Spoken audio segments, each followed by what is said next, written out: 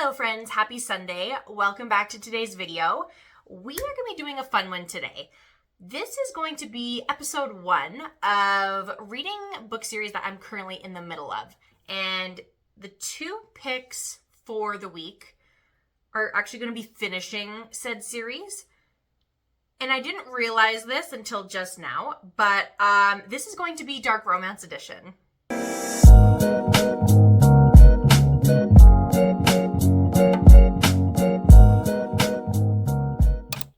So our first book for the week is going to be Where's Molly by H.D. Carlton. I noticed that it's on Kindle Unlimited, so we're going to finish off the cat and mouse duet. I started this in February, and I want to finish it off. So this one, Molly, we haven't really been introduced to her character, but there are mentions of her in books 1 and 2. She is a part of the House of Horrors, and I'm excited to see where her storyline kind of takes us and if we get insight on how she got there, what happens to life afterwards. I don't know, so I want to finish this one off. And our second pick for the week is going to be Scythe and Sparrow by Bryn Weaver. This is book 3 in the Ruinous Love Trilogy and just came out in February. So I'm excited to read Fiona and Rose's story. Rose, I didn't really connect with in the first 2 books. She seemed pretty cold. We didn't really get a whole lot of her. But Fiona I really like. I believe he's a surgeon. And if he is a serial killer as well, I'm curious to see how his surgical expertise comes in. So those are our 2 picks for the week. I think we're going to start off with Where's Molly first. I have an oil change appointment, so we are going to head out for that and get started on Where's Molly.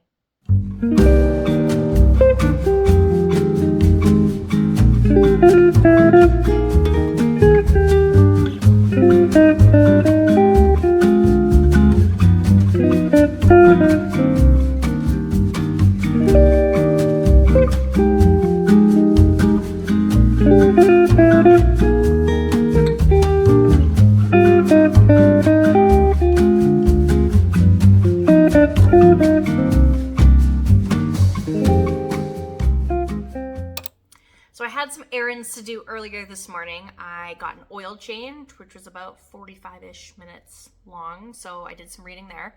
And then I also got my nails done, as you would have seen in the last clips, but I got little red French tips and I'm very happy with them. My cuticles are just super busted. But so as I was getting my oil change, I started Where's Molly and I have now finished it. So I don't really have a midway check-in because this is more novella style. It's less than 250 pages. So I really enjoyed this. This I'm going to have to give a 4-star. So we don't really get a whole lot of Molly in Hunting or Haunting Adeline, and we just have mention of her. So Addie finds this journal, and this is Molly's old journal, kind of goes through like little snippets here and there, and that's it. So that's all that we were previously introduced to for Molly. And this gives an insight as to, we have 3 different timelines. We have before she was kidnapped, we have during her time, and life after. So this is no exception to the other books. It is heartbreakingly sad. It goes through a lot of check your trigger warnings. It goes through a lot of deep conversations, a lot of taboo subjects, and it shows her life growing up and how she was raised and kind of what got her to where she is then and then now. And it's very impactful and traumatic for her. There's a lot of talk of her sister Layla. Her main goal is to care for her, get back to her, and we have a lot of mentions of her sister in this and life after she's healing. I really liked the multiple timelines, how we got snippets of kind of everything all encompassing. So it really tied everything together really nice, and we had answers to virtually everything that we would have touched base on. We also get cameos of Zaid and Addie, and quick mentions of Sibby as well near the end. So that was really fun to kind of do a bit of a throwback and see them, because down the line, H.D. Carlton has said that she's going to do a duet for Sibby, and she's going to do, I think, 2 more books with Zaid and Addie. There's not really a whole lot of information out there, but H.D. Carlton did do like a Q&A on her Instagram, and it's going to be probably a little while before anything new comes up. So we are now all up to date on the Cat and Mouse duet and the 2 novellas. So that is 1 series checked off and finished off of our list as of right now. For the foreseeable future, there'll be more books to come, but those will apparently be quite a while down the road. And the next book that we're going to jump into is Scythe and Sparrow by Bryn Weaver. This is the final book in the Ruinous Love trilogy. I am very excited. So I think what I'm going to do, I have a couple more things that I want to get done today, but I'm going to actually pick this up later tonight, I think, and get started and see how far I can kind of get. I like to tab my books. So I like to try to break a book down into 2 to 3 days if possible. So sometimes you might see that there's a couple of tabs. I don't annotate my books. I just try to set like a reading goal, for example. So my goal for it depends on how much I get through tonight, but realistically, because it's already 6 p.m. right now. So realistically, tomorrow midday, we'll say, I want to get to about page 132. So about a third of the way through. So we'll see how far I can get kind of tonight, and we'll go from there. So I will check in once I have an update.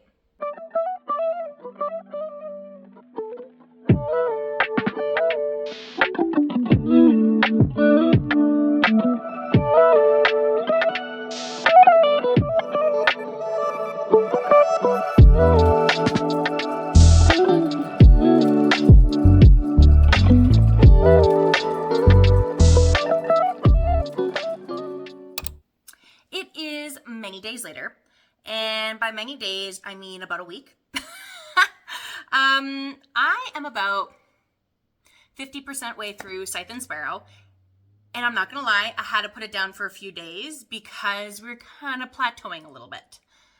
I just got home from a girls' night, and I want to read for about an hour before bed. Figured I'd pick this back up, and I realized I haven't done a check-in, so we're gonna do one. First 5% I really enjoyed. We're introduced to Rose, her life in the circus, her life with her extracurricular activities outside of said circus, and how she breaks her leg. Really enjoyed that, very captivating. And like I said, after that, we kind of plateau a little bit. We're introduced to Fionn. He's working as a surgeon. He has his own like clinic, and Rose breaks into said clinic, and that's how they meet.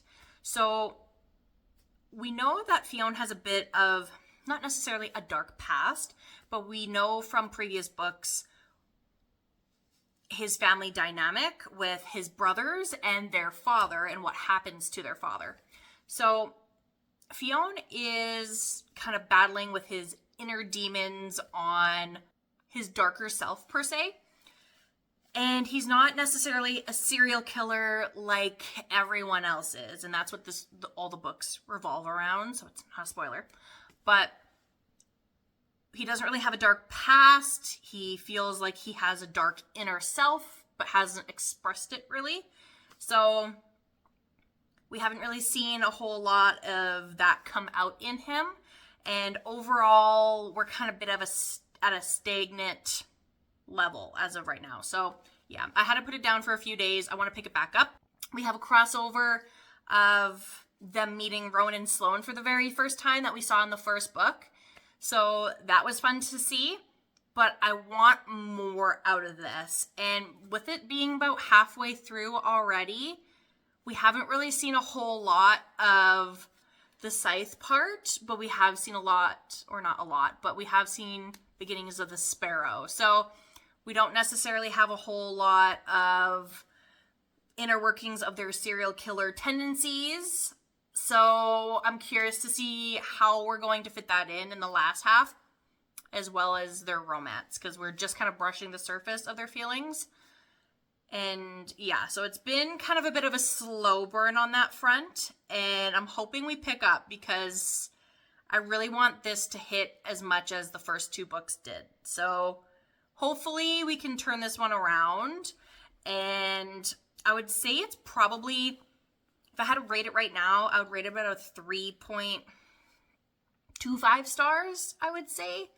Just because it's very slow, we don't have a whole lot going on, and yeah. So we're going to continue on with this, and I will check back in once we are finished.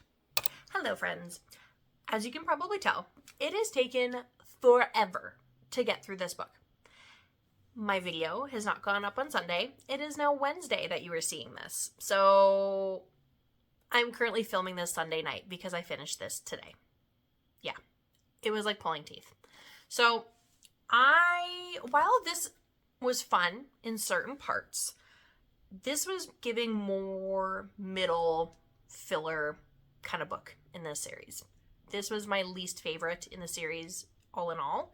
And I'm going to have to give it a 3 stars. It was very fast paced in the first 10%, and then it died out until about 70%, and then it picked up for the rest of the book. So it was just so slow. There's a lot of things going on. Yeah. So, Rose, I really enjoyed Rose as a character. Her wild, unpredictable self. Her being a tarot reader and a motorcycle circus performer was very unique, very captivating, and I really enjoyed that. Fiona, on the other hand, I couldn't really connect with his character.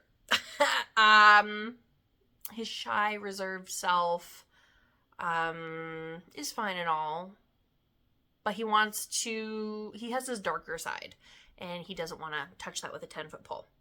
So come the part where this is a serial killer kind of romance, we don't really have a whole lot on his part of things, which was kind of disappointing because the whole title of the book is Scythe and Sparrow. So we see Sparrow, but we don't see Scythe.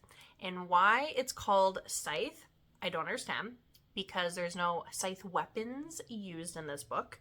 There is a quick reference of Scythe because Rose, how do I put this without giving out spoilers? Rose pulls a tarot card, and it has a reaper holding a scythe. That's the only reference to a scythe in this entire book. It has nothing to do with Fiona. So I'm not entirely certain as to why it's called Scythe in Sparrow. I feel like it was a missed opportunity, if you will. So, a little disappointing. It took me about 2.5 weeks to get through, and I seriously did consider DNFing this, and I figured it would pick up. I'm glad I pushed through because the last 25-ish% did pick up. It was very entertaining. A lot of, I think, inspiration that Brynne Weaver took from H.D. Carlton from the Cat and Mouse series, the Haunting and Hunting Adeline, because we do have haunted house scenes that are fairly similar in contrast. So the uniqueness wore off a little bit for me due to that, but there is also quite a bit of plot holes in this book that weren't really addressed, and I just couldn't really get past them because it's kind of vital information that we kind of needed. I can't really give out much because this is the last book in a series and it will give away a lot of plot line, but yeah, just a lot of questions didn't get answered, so it was a little frustrating to see that. And then we had epilogues. So we had multiple epilogues. Number 1 was not in Rose or Fiona's point of view, but Rowan's point of view. So it was nice to kind of jump ahead, see a sneak peek into the future, have previous characters all together in a room, chatting, talking. It was kind of a wholesome, full circle kind of moment. So I really enjoyed that. And then the second epilogue was actually of a character that we haven't really, not necessarily been introduced to, but you don't expect it at all. So that was cool because it kind of leaves it open-ended where not the series could be continued, but Bryn Weaver has said that she's making a separate 3 book trilogy, and I think it's going to be where this kind of takes off and new characters, but set in the same world per se. Overall, I would say I definitely enjoy serial killer rom-coms because this is exactly what it is a rom-com.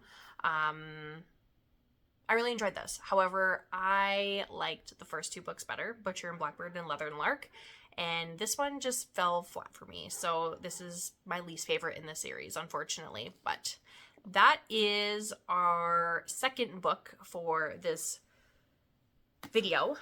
So because this week was slow with Scythe and Sparrow, I picked up Dixon Roll as a audiobook this week.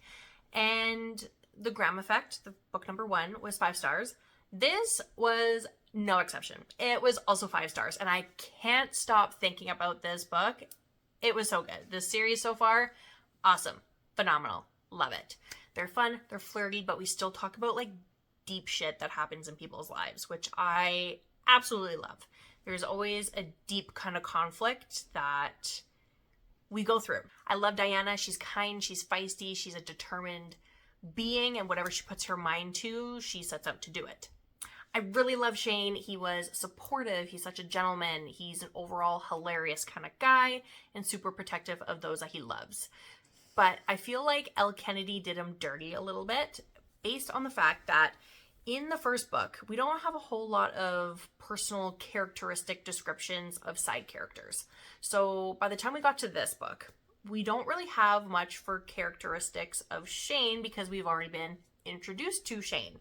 However, we did not know that he was of mixed background until far down the line when we meet his parents, and his parents' personal characteristics are then described. So I am absolutely all for diversity. I just wish we would have had this earlier on, so we had representation earlier on in the book, because it deserves that. And I felt like Elle Kennedy kind of did him a little bit dirty because there was not really anything to go on until farther down, and it was really odd. It was odd. So, love Shane's character, love Diana's character. I'm just going through my notes here. I really love the close-knit HOA. It was a hilarious time, whether that is Shane not being allowed into the group chat, the HOA meetings, Nigel as a whole, everyone watching out for one another. It's just a cutie little community that they have built, and it was absolutely hilarious to see, and I added an extra little flair to it, which was fun.